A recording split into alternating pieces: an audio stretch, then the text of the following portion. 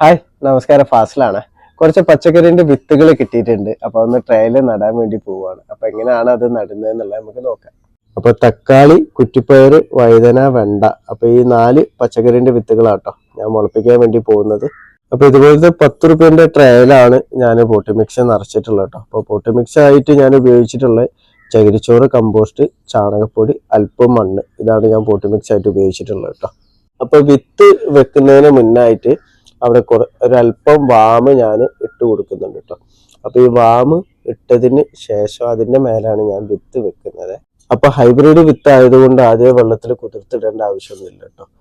അപ്പൊ നമ്മൾ വിത്ത് നടുമ്പോ വിത്ത് വെക്കുന്നതിന്റെ മുന്നായിട്ട് ഒരല്പം വാമ് ഇട്ട് കൊടുക്കുന്നത് നല്ലതാട്ടോ. എന്നുവെച്ചാൽ പെട്ടെന്ന് മുളച്ച് വരാനും നല്ല വേരോട്ടം കിട്ടാനും വാമിട്ട് കൊടുക്കുന്നത് നല്ല. വാമിട്ട് അതിന്റെ മേലെ വിത്ത് വെക്കുന്നതാണ് നല്ലത്.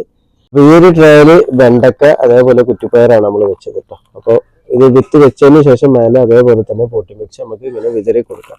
അപ്പൊ ഒരിക്കലും പ്രസ് ചെയ്ത് കൊടുക്കേണ്ട ആവശ്യമില്ല കേട്ടോ. ഇങ്ങനെ വിതറി കൊടുത്താൽ മതി. മണ്ണ് വെച്ചാൽ വിത്തൊന്ന് മൂടുന്ന രൂപത്തിൽ മാത്രം നമ്മൾ മണ്ണ് വിതറി കൊടുത്താൽ മതി. അപ്പൊ മേലെ നമ്മൾ പോട്ടി മിക്സ് ഇട്ടതിന് ശേഷം നമുക്ക് ഇതിങ്ങനെ സ്പ്രേ ബോട്ടിൽ വെച്ചിട്ട് നമ്മൾ ഇതിങ്ങനെ നനച്ചു കൊടുക്കട്ടോ. നമ്മൾ വാമിട്ടത് കൊണ്ട് നമ്മൾ ആദ്യം തന്നെ സ്യൂഡോമോണസ് കലക്കിയ വെള്ളം സ്പ്രേ ചെയ്ത് കൊടുക്കേണ്ട ആവശ്യമില്ല കേട്ടോ. നമ്മൾ ഇതൊന്ന് മുളച്ച് വന്നൊരു 2 ഇല പ്രായം ആയതിനു ശേഷം മാത്രം നമ്മൾ സ്യൂഡോമോണസ് കലക്കിയ വെള്ളം സ്പ്രേ ചെയ്ത് കൊടുത്താൽ മതി.